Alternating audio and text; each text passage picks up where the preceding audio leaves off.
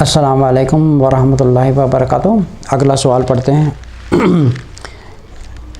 وامک صاحب نے Toronto Canada سے سوال بھیجا ہے کہ پوچھ رہے ہیں از جہاد فائٹنگ ان اسلام؟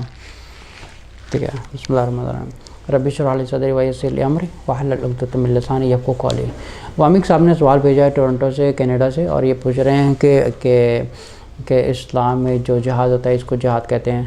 دیکھیں، جہاد جو اس کا بیسک مطلب ہے، یہ نکلا ہے ورڈ جوہدہ سے، جس کا صرف مطلب اتنا ہوتا ہے اسٹرائیو، یا سمجھے کوشش کرنا۔ کوشش، اب یہ جو کوشش ہے یہ کسی چیز میں بھی کوشش ہو سکتی ہے۔ جیسے فار ایگزامپل اگر ایک اسٹوڈنٹ ہے، وہ کالج یونیورسٹی جا رہا ہے، تو آپ سمجھے کہ وہ بھی جہاد کر رہا ہے، وہ because he is doing a جہاد ان اسٹڈیز۔ اگر ایک والد ہے جو گھر کو چلا رہے ہیں، جو محنت کر رہے ہیں دن رات، ہی از ڈوئنگ اے جہاد to survive with his family. آپ سمجھیں کہ اگر کوئی دکان چلا رہا ہے تو ہی از ڈوئنگ اے جہاد ٹو رن ہز اسٹور اور ٹو رن ہز بزنس۔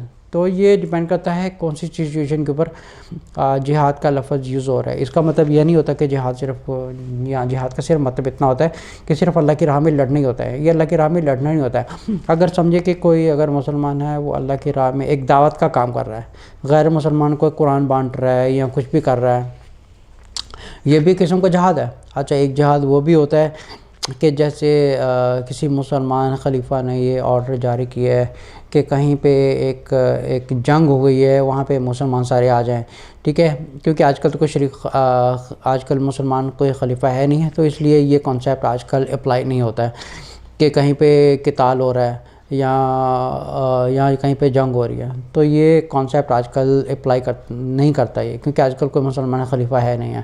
اچھا، اس کے علاوہ جو ایک شریعت میں جو سب سے بڑا جو جہاد ہے نا، وہ جہاد ہے جہاد میں نفس، مطلب اپنی ذات کے اوپر سب سے بڑا جہاد یہی ہے کہ اپنے آپ کو ایک برائی سے روکیں اور اپنے اندر تقوی پیدا کریں۔ آپ دیکھیں سورۃ بقرہ کی آیت نمبر 2 میں اللہ تعالیٰ فرماتے ہیں اعوذ باللہ من الشیطان الرجیم الف لام میم ذالک الکتاب لا ریب فیہ ھدی للمتقین۔ یہ کتاب ایک ہدایت کا ذریعہ ہے ان لوگوں کے لیے جو متقی لوگ ہیں، جو تقوی والے لوگ ہیں۔ اب یہ تقوی پیدا کرنے کے لیے کہ بہت سے راستے تھے کہ انسان اپنے آپ کو برائی سے روکے، جیسے فار ایگزامپل اپنے آپ کو جھوٹ سے روکنا، یہ بھی ایک جہاد ہے۔ اپنے آپ کو ایک برائی سے روکنا، یہ بھی جہاد ہے۔ آپ سمجھیں کہ اپنے آپ کو میوزک سننے سے روکنا، یہ بھی جہاد ہے۔ اپنی نظروں کی حفاظت کرنا، یہ بھی جہاد ہے۔ غیر محرم سے بات کرنا، یہ بھی جہاد، غیر محرم سے نہیں بات کرنا، یہ بھی اپنے آپ کو جہاد ہے، ٹھیک ہے۔ کسی بھی برائی سے، جو بھی اللہ تعالیٰ کے احکامات ہیں، کسی احکامات سے جو اللہ تعالیٰ نے جن چیزوں سے روکا ہے، ٹھیک ہے، یہ بھی ایک جہاد ہے۔ جو سب سے بڑا جہاد ہوتا ہے وہ انسان کی ایک ذات کے اوپر، جیسے فار ایگزامپل کچھ صحابہ آتے تھے، جیسے ایک صحابہ رسول صلی اللہ علیہ وسلم کے پاس آئے تو انہوں نے کہا کہ میں جہاد پہ جانا چاہتا ہوں۔ تو انہوں نے کہا کہ کیا تمہارے گھر میں تمہارے والدین زندہ ہیں؟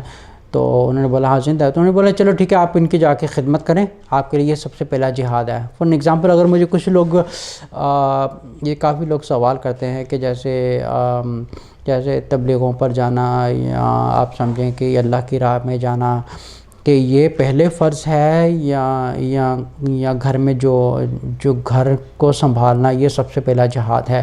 دیکھیں، سب سے پہلا جہاد یہی ہے کہ آپ اپنے بال بچوں کو ٹیک کیئر کریں، کہ آپ بال بچوں کو ٹیک کیئر کریں اور دیکھیں کہ آپ کے ماں باپ کو آپ کی ضرورت ہے، یا بیوی بچوں کو آپ کی ضرورت ہے۔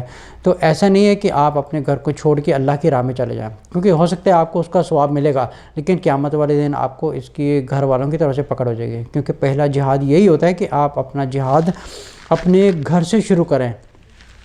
اب اگر ایک عورت اگر کہتی ہے کہ میں جہاد پہ جانا چاہتی ہوں، تو اس کے لیے سب سے پہلا جہاد یہی ہے کہ وہ اپنے شوہر کو پہلے راضی کرے۔ اس کے لیے سب سے پہلا جہاد یہی ہے کہ وہ اپنے بچوں کی ٹیک کیئر کرے۔ اب یہ نہیں کہ گھر والوں کو چھوڑ کے، اب ایک عورت کے اوپر سب سے پہلا فرض کیا ہوتا ہے؟ اللہ تعالیٰ کی ذات کے بعد اور رسول صلی اللہ علیہ وسلم کی ذات کے بعد سب سے پہلے وہ اپنے شوہر کا ٹیک کیئر کرے اور اپنے بال بچوں کی ٹیک کیئر کرے۔ یہ اس کے لیے سب سے بڑا جہاد ہے۔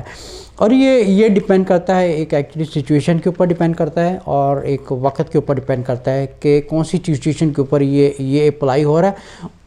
بیسیکلی یہ دیکھا جاتا ہے کہ what is your first priority, جو فرسٹ پرائیورٹی یہی ہے کہ ہم پہلے گھر کی ٹیک کیئر کریں. اب فار این ایگزامپل اگر ایک مسلمان حج پر جانا چاہتا ہے لیکن اس کے اوپر قرضہ ہے, تو اگر وہ پوچھتا ہے کہ مجھ پر سب سے پہلا جہاد کیا ہے, اس کے اوپر سب سے پہلا جہاد یہ ہے کہ سب سے پہلے اپنے قرضہ اتارے اور پھر حج پر جائے.